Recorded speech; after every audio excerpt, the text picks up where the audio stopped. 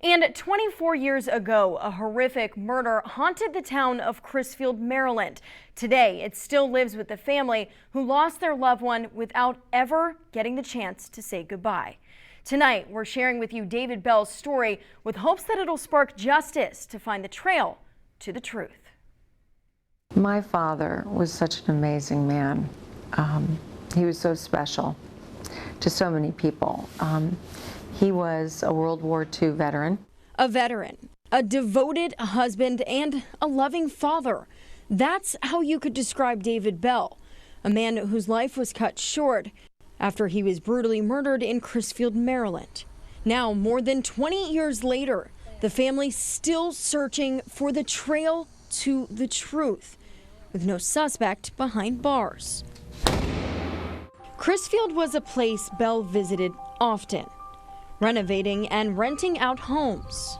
He fell in love with the area and he wanted to do something for the community. And by doing that, he wanted to take old houses and turn them into boarding houses. Scott Sears, the detective now working the case, says in 1997, David's rentals didn't require a background check, opening up the doors for anyone. People that had a past or had substance abuse problems, were on parole, ex-convicts, and he didn't care their color or their history. He just wanted to help and give them a chance. I was concerned. We were all concerned about the kind of people that he was renting to.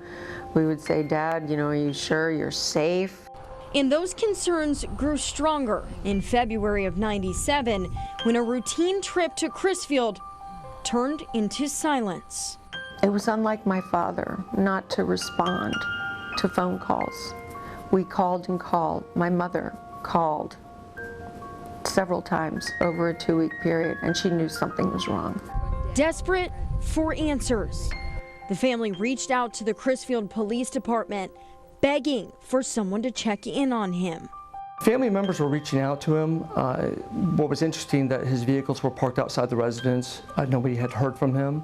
It was that welfare check on February 25th, 1997, that led to the Bell family's worst nightmare.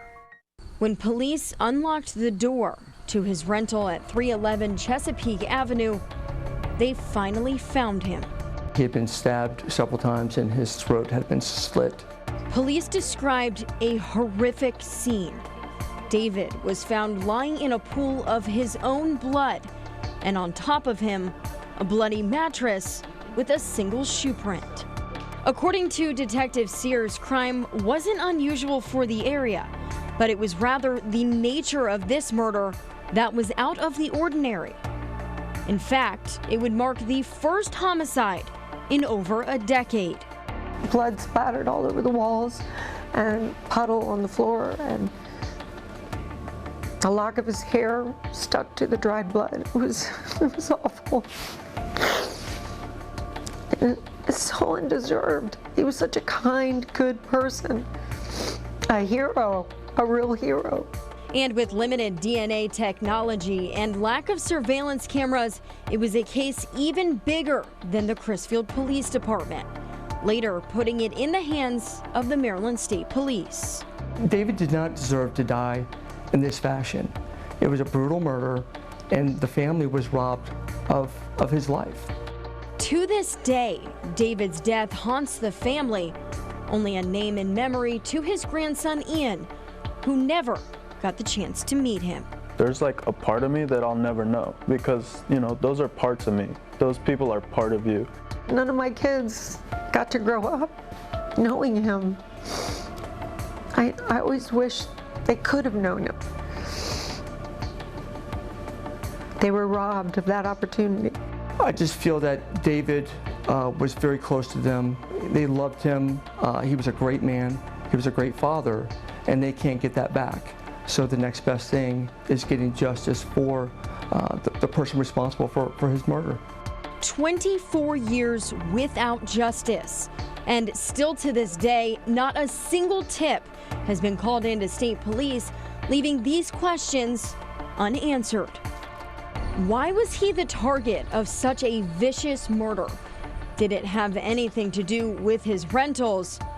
And where's the killer today? Do you think that there was some kind of connection with this? Do you think that maybe David may have known who his killer was? It's very possible at this point. There were people of interest that were interviewed. Someone broke in to his house and stabbed him to death. We never got to say goodbye.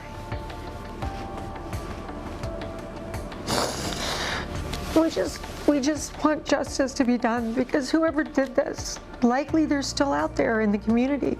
I don't say closure. I don't think the Bell family is ever going to feel that.